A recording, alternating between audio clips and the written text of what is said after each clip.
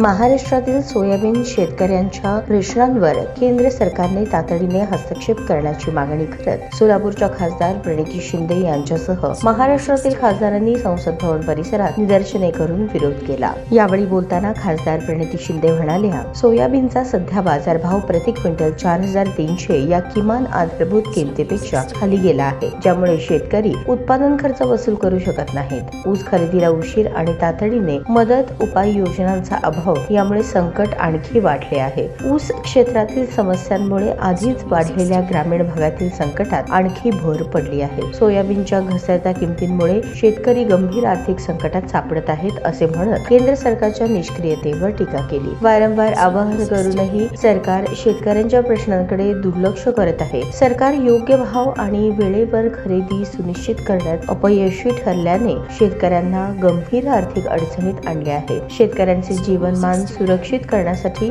ज्यांनी किमान आधारभूत किमतीवर तात्काळ खरेदी, कर्जमुक्ती उपाययोजना आणि शाश्वत किंमत स्थिरीकरण धोरण राबवण्याची मागणी केली। तसेच शेतकऱ्यांच्या प्रश्नांवर सरकार सतत उदासीन राहिल्यास गंभीर राजकीय परिणाम होऊ शकतात असा इशारा प्रणिती शिंदे यांच्यासह इतर खासदारांनी दिला।